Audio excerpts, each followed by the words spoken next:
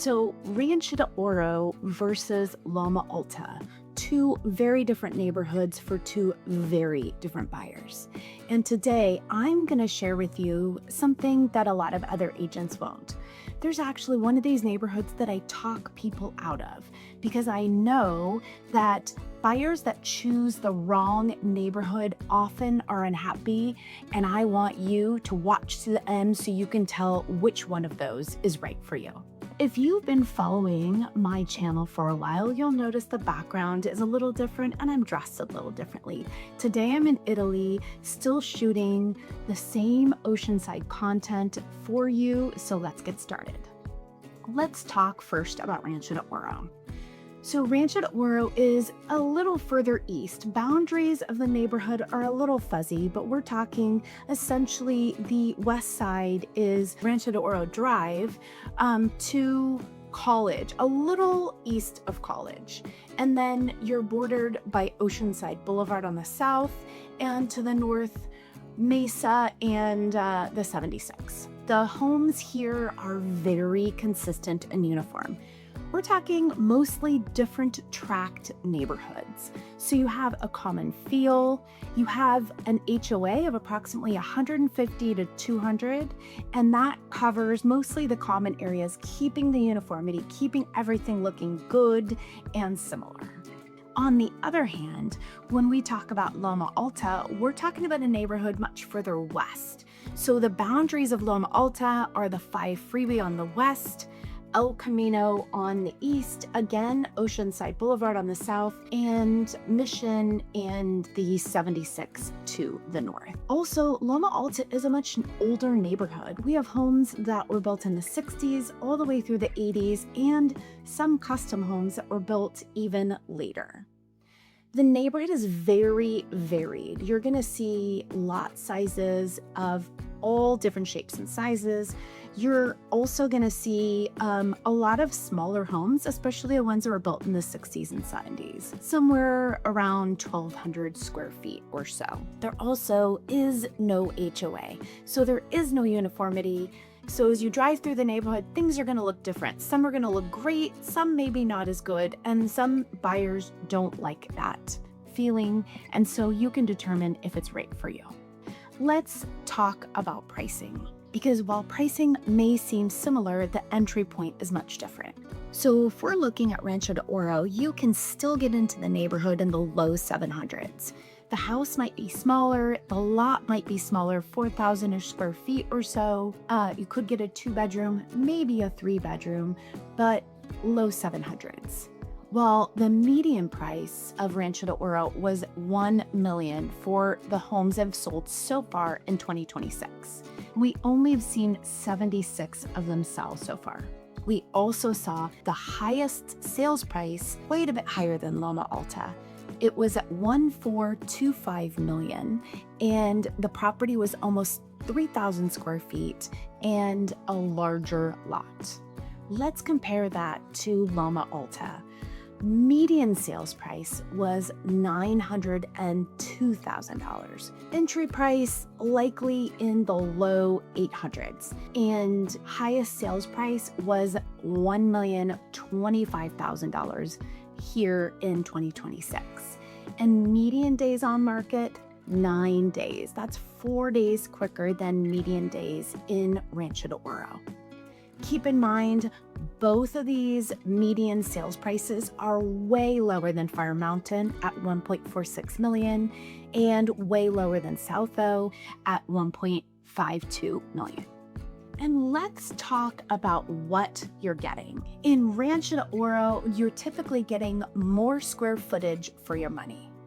4-bedroom homes are not uncommon, and you're essentially getting a 2-car garage on almost every single property. The yards are smaller and a little tighter because you are in a tract home community. You do have an HOA, but that HOA is maintained the common areas, keeping a clean, uniform feel to the neighborhood. So the trade-offs are cleaner, more tidy neighborhood, but further from the beach with, if you want to call it, potentially less character. And let's talk about what Loma Alta gives you. You're going to have a more varied neighborhood. You're typically going to have larger lots, but of the older homes, you're going to have some smaller properties. No HOA on almost all the properties in Loma Alta, which gives you more freedom for ADUs, RV parking, and modifications. You're also getting that 92054 zip code, which is beach close. Much easier to get to the beach from Loma Alta than Rancho Del Oro. The trade-offs are, if you don't like a varied neighborhood where condition is varied, it may not be the right neighborhood for you. Let's talk about one of the important things that families are looking for: schools. So an interesting thing about Rancho Del Oro is the neighborhood has split school districts. So if you're in certain neighborhoods in the Oceanside School District, you're looking at Ivy Ranch Elementary, Martin Luther King Middle School, and El Camino High School, all centered in and around Rancho Del Oro Drive.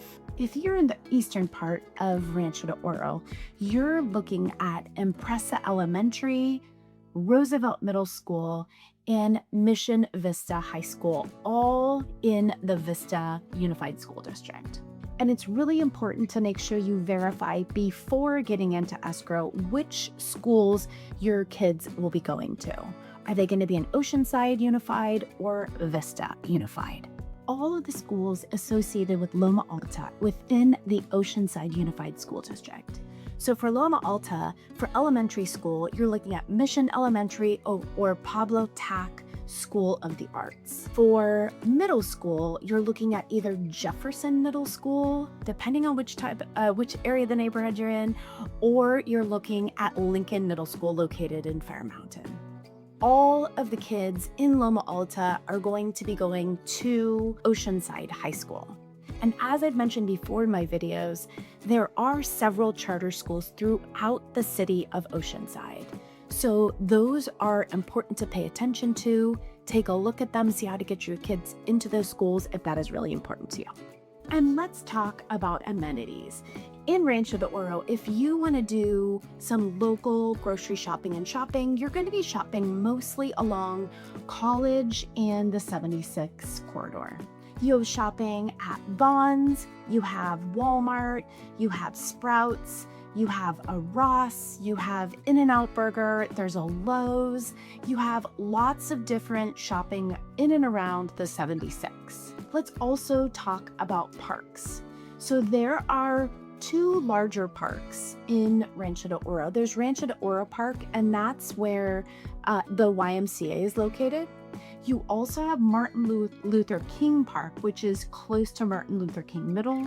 And you'll see a skate park there, a hockey rink, and kids playing soccer and baseball throughout the season. If you live in Loma Alta, you're likely going to be shopping a little further south off of the 78 corridor. One of the really popular areas to shop is the Fire Mountain Center. That's where Trader Joe's is located. There also is Winco, and Sprouts is not too far by on the other side of the 78 in Carlsbad. Costco also is located down the 78 corridor. As far as parks, there's one large park in Loma Alta, and that's Buddy Todd Park.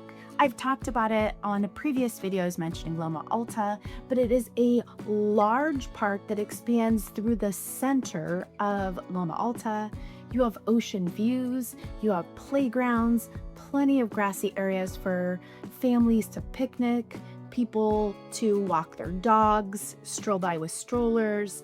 It's a great environment right in the middle of the neighborhood. Now let's talk about who fits each neighborhood best. As far as Rancho Del Oro, you're somebody who wants more house and is okay with potentially a smaller yard. You also are okay with an HOA, or actually you prefer it. You're also looking for a more uniform feel. You want everything to have consistency throughout the neighborhood. The beach to you is more of a weekend destination and not a daily spot to visit. And also I find a lot of buyers who are moving from out of state that live in neighborhoods that are a little more uniform tend to prefer Rancho Del Oro. Loma Alta is going to be the best fit for you if you want a west side location, closer to the freeway, closer to the beach, closer downtown. Also, if you don't want an HOA, you want to have more freedom in what you do with your home, building an ADU, and you don't want to have permission from a neighborhood HOA. You also are okay with neighborhood variance. You're fine if one part of the neighborhood looks a little nicer than the other. And you may be wanting to be in Fire Mountain, but just slightly priced out. But you want a similar neighborhood in the same zip code with easy access, just like Fire Mountain. And if your answer is you want both, that's where a really good agent is going to be able to help you determine the best parts of each neighborhood that might fit what you're looking for. Now let's talk about the trade-offs. In Rancho Del Oro, you're going to have an HOA no matter what. So make sure that an extra $150 to $200 a month is not a problem for you. Also, conformity. If you don't like the look of similar homes to each other in a tract neighborhood, this likely isn't going to be the right neighborhood for you. And lastly, beach access. If being close to the beach is one of the reasons you want to move to Oceanside, I would think twice about moving to Rancho Del Oro. The trade-offs for Loma Alta. 9 days median on market means homes are selling fast, so you're not going to have a lot of time to just think about it. Neighborhood variance is real, and I've heard some buyers, as I take them through Loma Alta, they decide it's not for them. They don't like that the neighborhood could be spotty, some areas look really great, and others not so much. And also, condition of homes varies quite a bit. You may get a brand new property that's just been flipped, or you could get something that's gonna need a lot of work, and not everyone wants to do the work. So let's do a quick recap. Rancho Del Oro, a little bit farther from the beach, more uniformity, and a little bit of HOA control. Loma Alta, closer to the beach, way less uniformity, no HOA, but the variance is real, so you have to feel comfortable with varied condition in the neighborhood. And you know what's natural is people want to see both neighborhoods before making a decision. I usually take buyers through both neighborhoods so that they can get a feel.